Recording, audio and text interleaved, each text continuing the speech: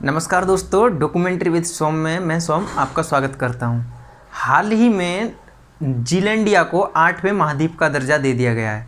अब ये जीलैंडिया है क्या, आइए पहले समझते हैं इसको।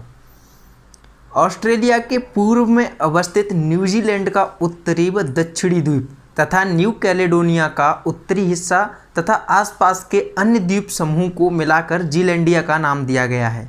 जीलैंडिया नाम 1995 में ब्रूस ल्यूएंडिक ने प्रपोज किया था।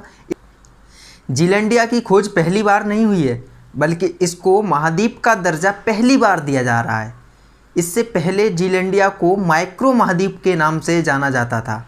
2017 में न्यूजीलैंड, न्यू कैलेडोनिया और ऑस्ट्रेलिया के 11 भूवैज्ञानिकों ने निष्कर्ष निकाला था कि जीलैंडिया एक महाद्वीप होना चाहिए, न कि माइक्रो कॉन्टिनेंट। इसके साथ ही geological society of America journal में छपी रिपोर्ट में भी इसका दावा किया गया था। न्यूजीलैंड की संस्था GNS साइंस ने जुलाई 2020 में उसका मैप बनाकर तैयार कर दिया है। संस्था का मानना है कि महज 8वें महाद्वीप का नाम जोड़ना नहीं होगा, बल्कि इससे महाद्वीपों के निर्माण के राज भी खुलेंगे। वैज्ञानिकों का मानना है कि जीलैंडिया का क्रस्ट, मोटाई तथा घनत्व अन्य महाद्वीपों की तरह है, किंतु यह बात अलग है कि सामान्य महाद्वीपों की तुलना में यह ऊंचाई में कम है, क्योंकि परत सामान्य से पतली है। जीलैंडिया महाद्वीप विभिन्न खनिज तथा संसाधनों से भरपूर है, जिसमें मछली पालन, प्राकृतिक गैस तथा अपतटीय खनिज संसाधन जैसे लौह, रेत तथा बड़े पैमाने पर ज्वालामुखी सल्फाइड एवं फेरोमैग्नीशिया न्यूडल्स जैसे संसाधन भरपूर मात्रा में उपलब्ध हैं। विज्ञान हर रोज़ अपने आप को विकसित करने वाला विषय है। आने वाले समय में संभावनाएं बरकरार हैं।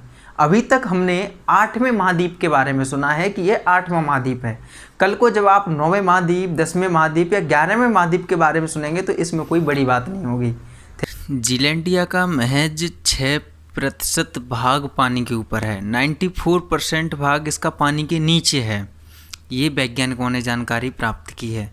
अच्छा, हमने जो इसका रिसर्च अभी तक नहीं कर पाया था वैज्ञानिकों ने, वो इसीलिए नहीं कर पाया था क्योंकि ज़्यादातर भाग इसका पानी के नीचे था। अब हमें इतना पता है, हमने जब पेंजिया के बारे में पढ़ा था कि कार्बोनीफेरस काल में पेंजिया था, यानी सारे महाद्वीप एक थे, धीरे धीरे टूट टूट कर वो अलग हुए।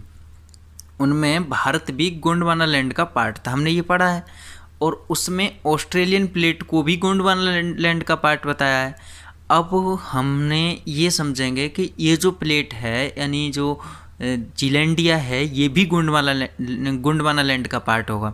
इसके साथ ही अब हमें ये और जानकारी रखनी होगी, और ये हमेशा सोच के रखना होगा कि भविष्य में और भी पार्ट ऐसे निकल सकते हैं जो कि पेंजिया के पार्ट होंगे, गोंडवाना लैंड या फिर अंगारा लैंड, किसी के भी पार्ट हो सकते हैं, क्योंकि रिसर्च धीरे धीरे चल रहा है। यानी सारी चीज़ अचानक नहीं हुई थी विकसित।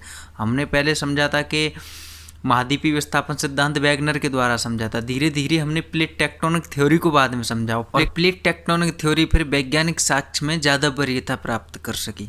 तो इस तरीके से धीरे धीरे साइंस विकास कर रहा है, और हमें उस साथ के साथ में अप टू डेट रहना है, क्योंकि जो चीज़ हमने आज तक पढ़ी है हो सकता है वो चेंज हो जाए। और ये सिर्फ साइंस में ही नहीं, ये सिर्फ ज्योग्राफी में ही नहीं, ये हिस्ट्री में भी मान्य है, क्योंकि आपने जो अभी तक पढ़ा है हो सकता है उसके बारे में कुछ नया निकल आए और नई जानकारी प्राप्त हो जाए। आज तक आपने जो सिंधु सभ्यता के बारे में पढ़ा है, कल को सिंधु सभ्यता की लिपि पढ़ ली जाए तो कुछ नई बात निकल के आए। चलो तो ठीक है, थैंक यू सो मच।